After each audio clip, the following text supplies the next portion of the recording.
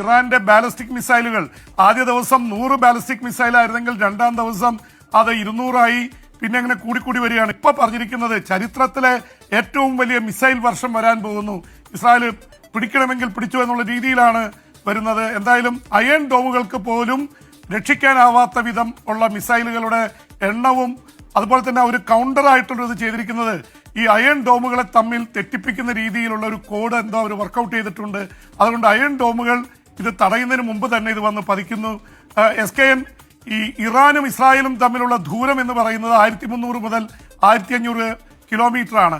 ഒരു ballistic missile വന്ന് പതിക്കാൻ അവിടുന്ന് തൊടുത്തുവിട്ടാൽ 12 മിനിറ്റാണ് ബാലിസ്റ്റിക് മിസൈലിന്റെ. അത് ശബ്ദത്തേക്കാൾ വേഗത്തിൽ പോകുന്ന ബാലിസ്റ്റിക് മിസൈലുമുണ്ട്. 12 മിനിറ്റ്.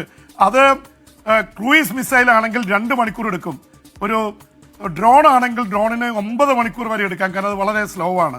പക്ഷേ ഈ ബാലിസ്റ്റിക് മിസൈൽ ടോപ്പിലേക്ക് വന്ന് നേരെ വന്ന് താഴോട്ട് കുത്തനെ വീഴുകയാണ്. അതുകൊണ്ട് ഈ അയൺ ഡോമുകൾക്ക് ഒരുപാട് ബാലിസ്റ്റിക് മിസൈൽ വരുമ്പോൾ തടയാൻ സാധിക്കുന്നില്ല എന്നതുകൊണ്ട് തന്നെയാണ് ആ സ്ട്രാറ്റജി വർക്കൗട്ട് ചെയ്തത്. ഇസ്രായേൽ ഇതുവരെ ഗസയിൽ നിന്നൊക്കെയുള്ള യമനിൽ നിന്നൊക്കെയുള്ള മിസൈലുകൾ തകർത്ത് കളയായിരുന്നു. പക്ഷെ ഇത് തടയാൻ കഴിഞ്ഞില്ലെന്ന് മാത്രമല്ല, നിരവധി ഏതാണ്ട് 25 പേര് അവരുടെ ഔദ്യോഗിക കണക്കനുസരിച്ച് 40 പേരെ കെട്ടിടങ്ങൾക്കിടയിൽ കാണാനില്ല.